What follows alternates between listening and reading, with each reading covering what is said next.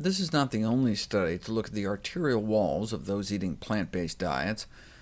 This new study from China, for example, found that compared to omnivores, those that ate egg-free and meat-free diets had all the typical benefits of eating more plant-based: lower body mass index, blood pressure, triglycerides, total cholesterol, bad cholesterol, fewer free radicals, maybe better kidney function, better blood sugar control, etc. But does all that translate to actual differences in their arteries? Yes, indeed, the omnivores had comparatively thickened arterial linings, all of which suggests about a tripling in their probability of developing cardiovascular disease. They therefore recommend that more vegetables should be eaten instead of meat, and it's never too late to improve one's diet.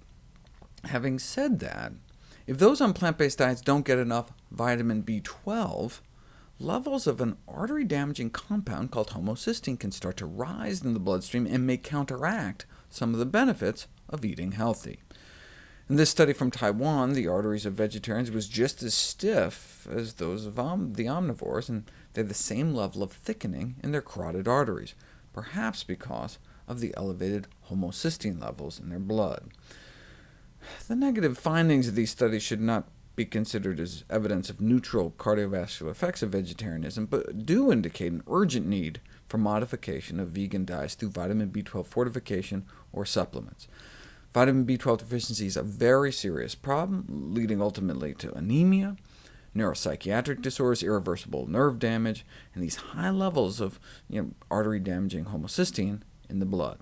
Prudent vegans should include sources of vitamin B12 in their diets. One study of vegetarians whose B12 levels were really hurting even had thicker, more dysfunctional arteries than the omnivores. How do we know B12 was to blame? Well, when they were given B12 supplements, they got better. Their arterial lining started to shrink back, and the proper functioning of their arteries returned. Without B12-fortified foods or B12 supplements, when omnivores are switched to a vegan diet, they develop vitamin B12 deficiency.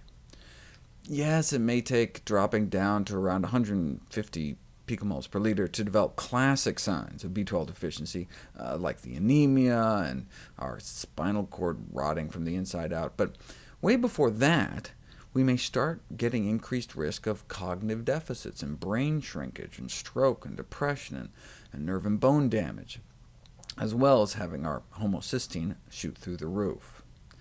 And that may attenuate the beneficial effects of a vegetarian diet on cardiovascular health. The beneficial effects of vegetarian diets on cholesterol and blood sugars need to be advocated, but at the same time, efforts to correct vitamin B12 deficiency in vegetarian diets can never be overestimated.